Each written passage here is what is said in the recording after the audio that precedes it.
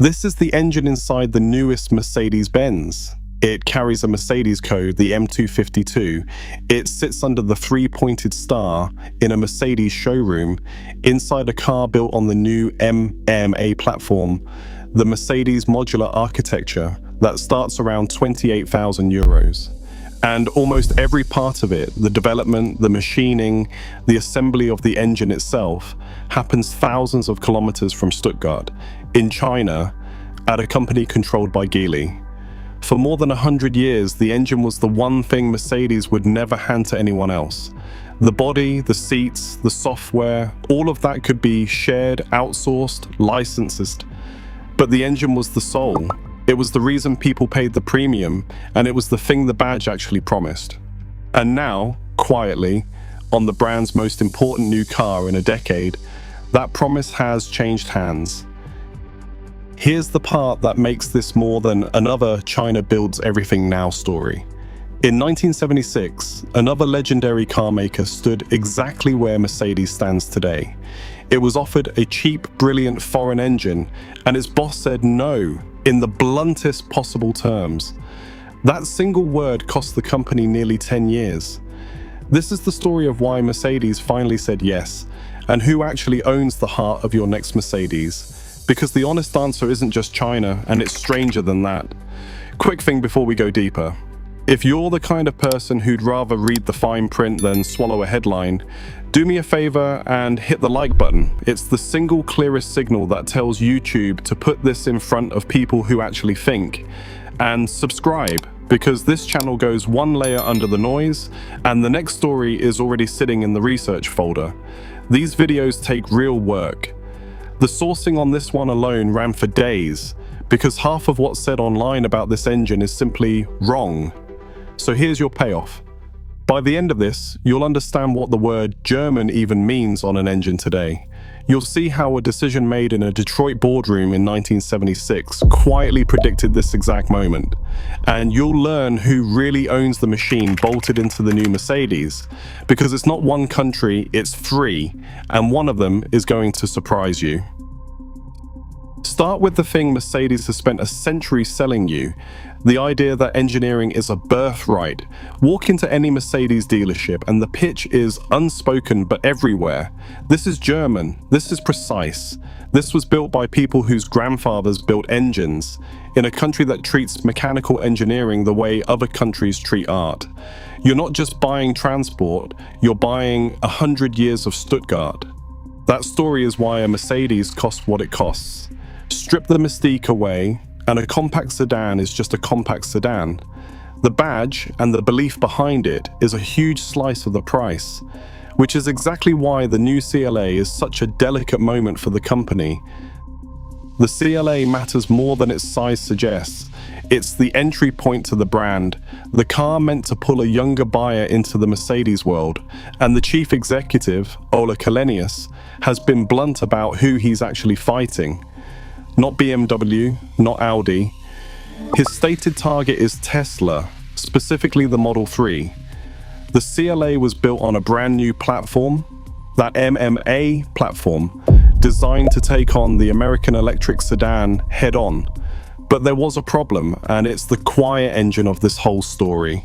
Mercedes bet enormous money on going all electric, and the customers didn't follow fast enough. The company's earlier EQ electric models fell short on demand, so Mercedes did something it swore it wouldn't. It walked the bet back. The new CLA would come with a gasoline engine after all, for the buyers who simply weren't ready to go electric.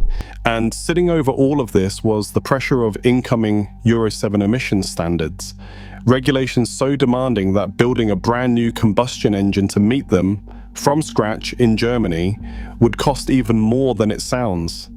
And that decision created a second problem.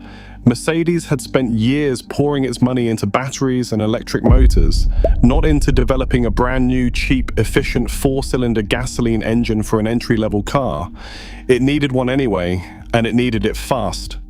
Building a new combustion engine from scratch in Germany for a low-margin compact made no financial sense at all. So Mercedes went looking for an engine, And this is the moment the defenders jump in. Relax, they say, it's just assembly.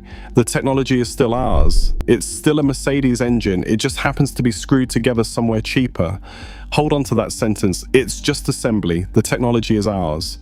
Because by the end of this, you're going to see that it's almost exactly backwards. Before Mercedes, there was a man named Lee Iacocca. If you don't know the name, you know his work. Iacocca was the executive who created the Ford Mustang, one of the most successful cars in American history. By the mid-1970s, he was president of Ford, the number 2 man in one of the most powerful companies on earth. And he had a problem that's going to sound familiar. An oil crisis had hit. Fuel was expensive and scarce. Americans were abandoning the giant thirsty cars Detroit loved to build and buying small, efficient Japanese cars instead.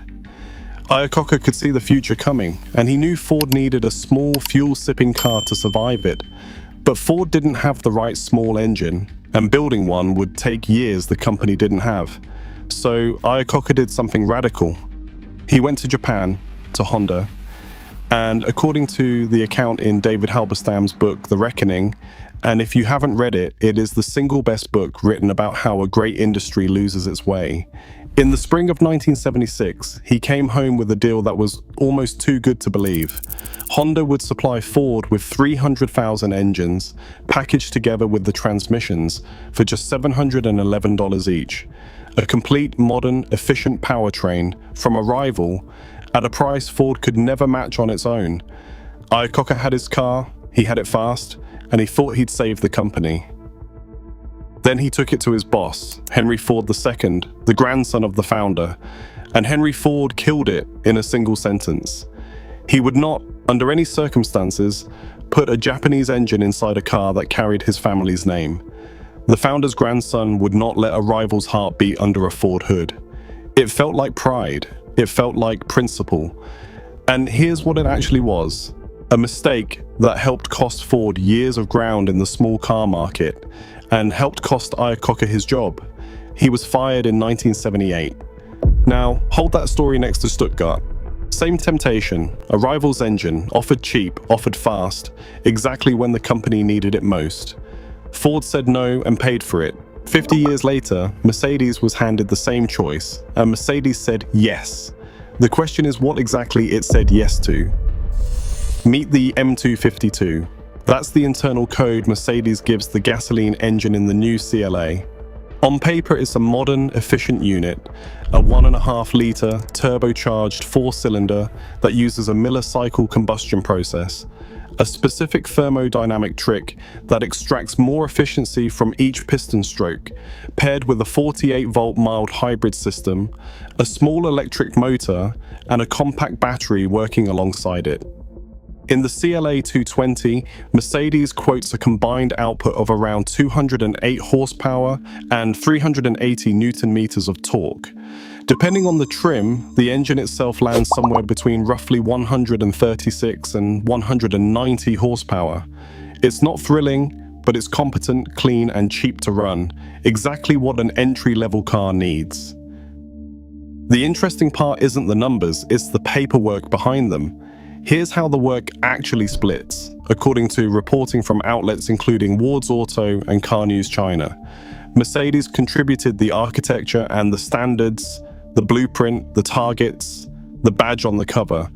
But the engineering development and the actual manufacturing of the engine happen in China through a company called Horse Powertrain, also known in industry circles as Oribe, the Geely subsidiary that forms the operational backbone of the venture, which is run by Geely and Renault.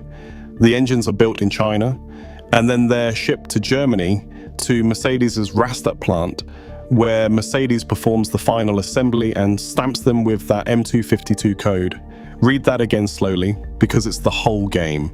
Development in China, manufacturing in China, final assembly and the badge in Germany at Rastatt.